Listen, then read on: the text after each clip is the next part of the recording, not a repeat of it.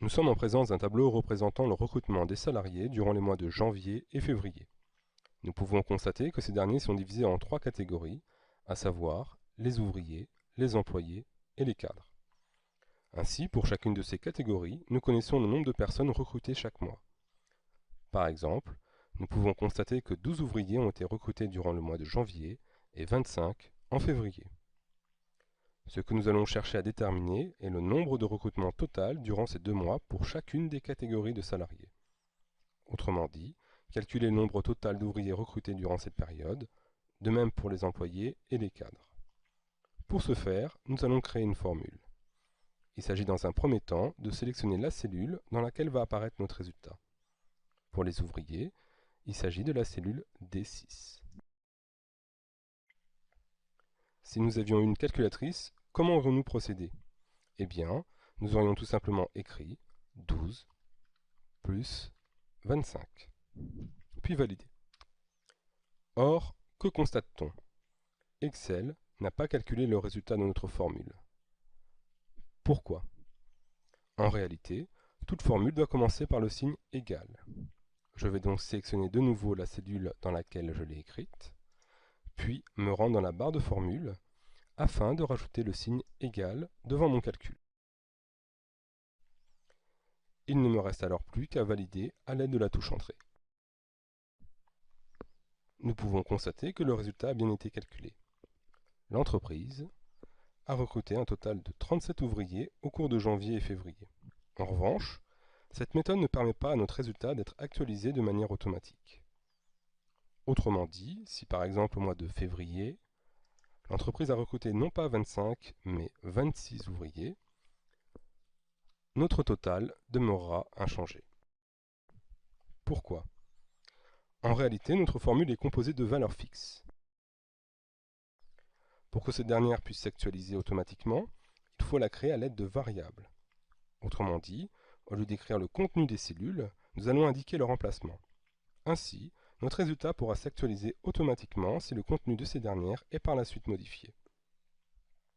Nous allons donc à présent apporter les modifications nécessaires à notre formule en remplaçant les valeurs fixes par des variables. Ainsi, le nombre 12 qui correspond au nombre d'ouvriers recrutés en janvier va être remplacé par les coordonnées de la cellule le contenant, autrement dit par B6. Pour ce faire, il suffit de supprimer le nombre 12 et sélectionner la cellule B6 pour qu'elle s'inscrive dans notre formule. Nous allons procéder de même pour les ouvriers recrutés au mois de février en supprimant et en remplaçant la valeur fixe 25 par C6.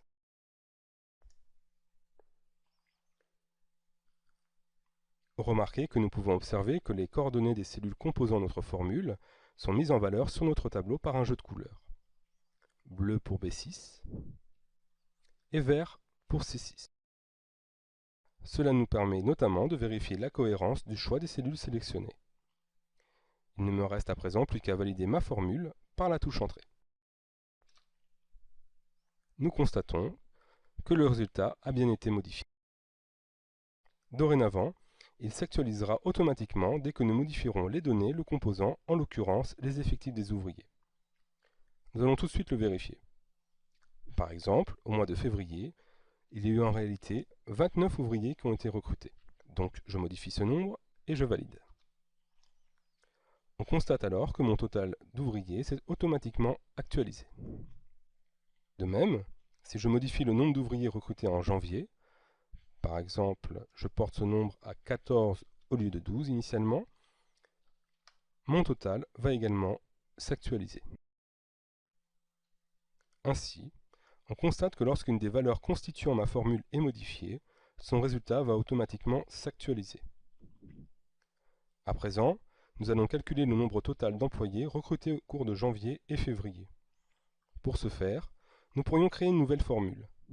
Cependant, cette méthode pourrait s'avérer rapidement fastidieuse si nos tableaux étaient composés de nombreuses lignes. Nous allons donc opter pour une méthode beaucoup plus rapide. Elle consiste à reproduire notre formule sur les autres cellules concernées, autrement dit, sur les cellules de la colonne totale. Pour ce faire, il faut tout d'abord sélectionner la cellule contenant notre formule. Vous remarquerez alors qu'elle possède un carré noir situé en bas à droite. Il s'agit de la poignée de recopie. Amenez votre pointeur de souris sur cette dernière. Une icône en forme de petite croix noire doit alors apparaître. Il s'agit alors d'effectuer un clic et glisser vers le bas à l'aide du bouton gauche de la souris. Une fois la cellule D8 atteinte, relâchez ce dernier. Comme vous pouvez le constater, Excel a recopié de manière intelligente notre formule sur l'ensemble des cellules de la colonne totale.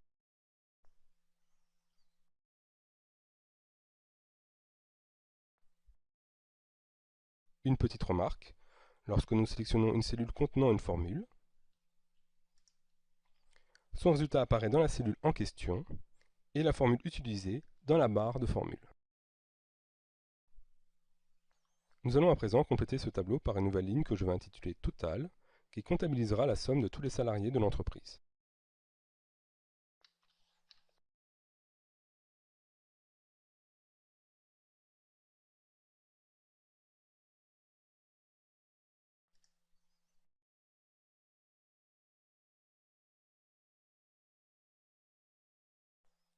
Pour ce faire, je sélectionne la cellule dans laquelle va s'afficher mon résultat, et je commence à la créer en débutant par le signe égal et en sélectionnant les cellules concernées, à savoir le nombre total d'ouvriers, plus le nombre total d'employés, plus le nombre total de cadres.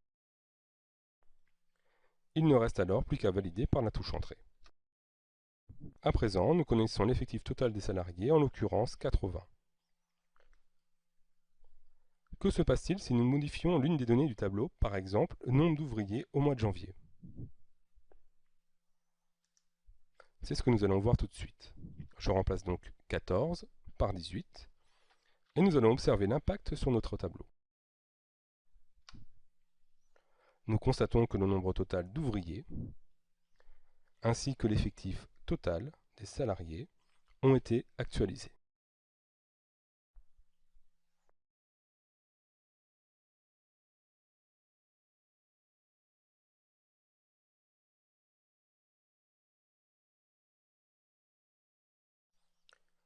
Ce tableau représente le suivi des remboursements de sommes que nous avons empruntées à nos amis, en l'occurrence Jean, Pierre et Sophie.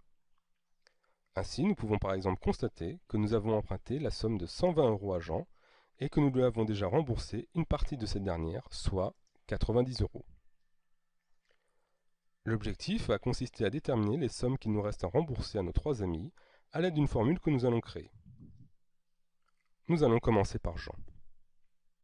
On se souvient qu'il faut tout d'abord sélectionner la cellule dans laquelle on souhaite que notre résultat s'affiche.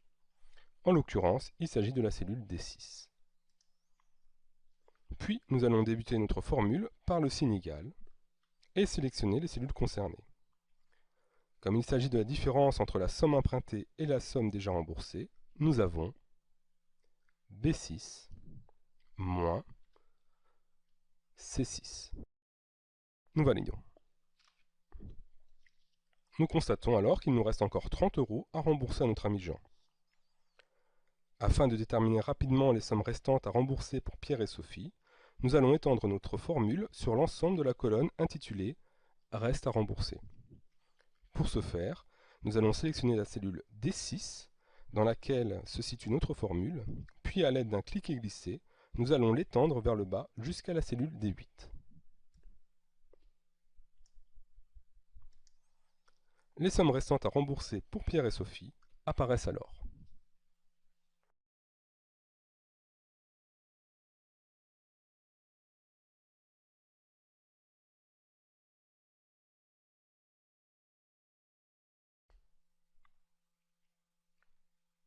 Ce tableau représente les dépenses en fourniture de bureau.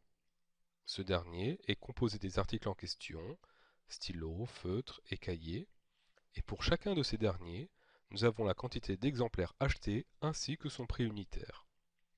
Par exemple, nous pouvons observer que nous avons acheté 2 stylos au prix unitaire de 1,2 €. L'objectif va être de calculer la somme dépensée pour l'acquisition de chacun de ces articles. Nous allons commencer par les stylos. Je vais donc sélectionner la cellule dans laquelle je souhaite que mon résultat soit affiché. En l'occurrence, il s'agit de la cellule D6. Puis, nous allons débuter notre formule par le signe égal. Il s'agit à présent de calculer le produit des quantités par les prix. Ainsi, pour les stylos, nous en avons acheté 2 au prix unitaire de 1,2 €, soit B6 fois C6, ce qui donne un total de 2,40 €. Afin de déterminer rapidement les sommes dépensées pour les autres articles, nous allons étendre notre formule sur l'ensemble de la colonne intitulée Total. Pour ce faire, nous allons sélectionner la cellule D6, dans laquelle se situe notre formule, puis à l'aide d'un cliquer-glisser, nous allons l'étendre vers le bas jusqu'à la cellule D8. Les sommes recherchées apparaissent alors.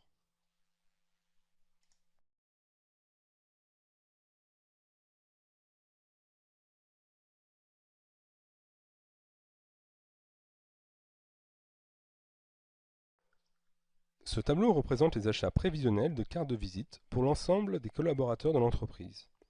Le vendeur nous propose 3 offres avec un tarif dégressif en fonction de la quantité proposée. L'objectif va être de calculer le prix unitaire de cet article selon l'offre proposée. Je vais donc sélectionner la cellule dans laquelle je souhaite que mon résultat soit affiché. En l'occurrence, il s'agit de la cellule D6. Puis nous allons débuter notre formule par le signe égal. Il s'agit à présent de calculer le rapport du prix total sur la quantité pour déterminer le prix unitaire. Nous avons donc C6 divisé par B6. Le prix unitaire est donc de 14 centimes d'euros pour l'offre 1. Afin de déterminer rapidement les sommes dépensées pour les autres articles, nous allons étendre notre formule sur l'ensemble de la colonne. Les prix unitaires des autres offres apparaissent alors.